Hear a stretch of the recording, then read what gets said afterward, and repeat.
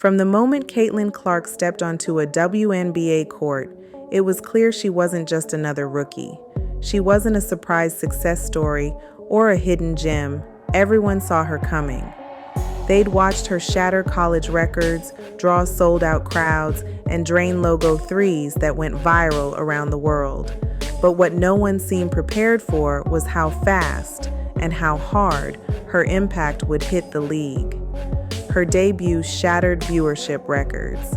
Ticket sales exploded, not just for her games, but for games she wasn't even playing in, simply because she was in the building the night before. Her jersey flew off shelves, outselling established veterans, and her name quickly became a brand bigger than the league itself. On paper, this was a dream scenario for the WNBA. New fans, record attention, a young superstar injecting fresh energy. But with all that visibility came something else: pushback. It started subtly. Sure, the league posted her highlights. Sure, some veterans smiled for press day photos and tweeted out polite welcome messages.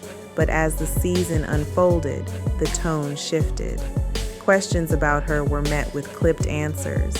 Fouls against her became harder, more blatant. And when it came time for the All-Star player vote, Clark, despite being the top fan vote-getter in the entire league, wasn't even ranked the best guard on her own team by her peers. This wasn't just competitive pride. It wasn't a case of rookie growing pains. It was a pattern, a visible resentment playing out in front of cameras every week. And if you need proof, it's there in the footage and the quotes. The first warning sign didn't come from a hard foul. It came from a comment.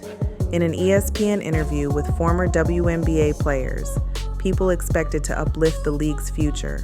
Clark wasn't just praised for her skill. She was labeled as having a villain origin story.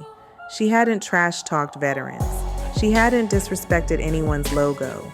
She'd been quiet, humble, and team-focused. But the villain label planted a seed. Once the narrative was set, every cold shoulder, every omission, every hit could be justified.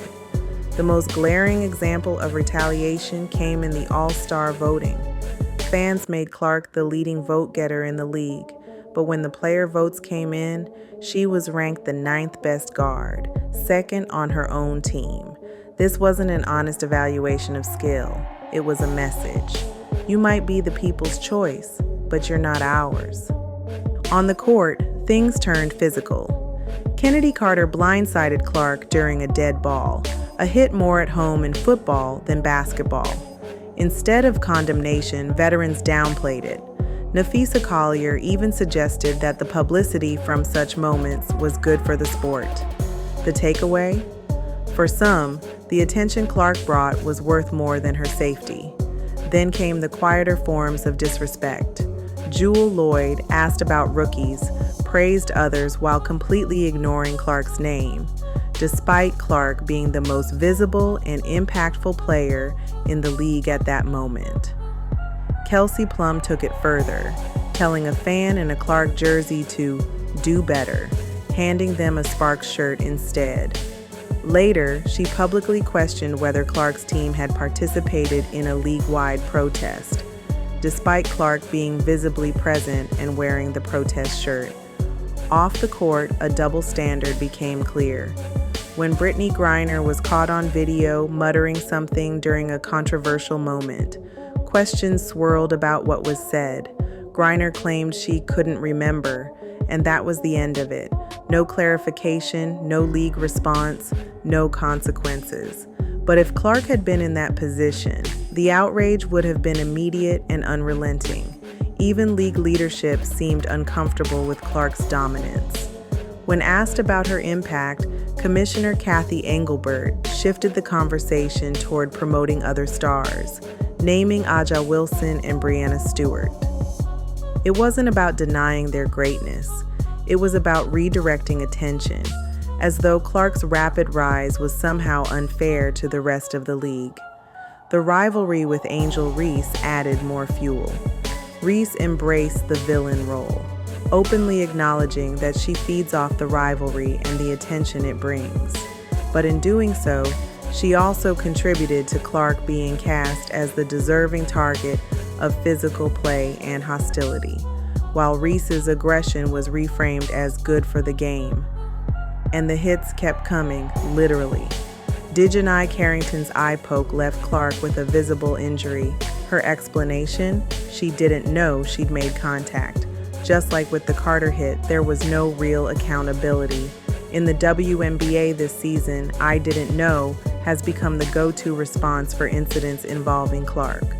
Through it all, the league has remained silent. No official statements, no fines for blatant cheap shots, no public defense of its most marketable player. The silence speaks volumes. This isn't an organic rivalry. It's a quiet campaign carried out through on-court targeting, media omissions, and backhanded comments. And yet, Clark's response has been as consistent as it is defiant. She doesn't retaliate with words.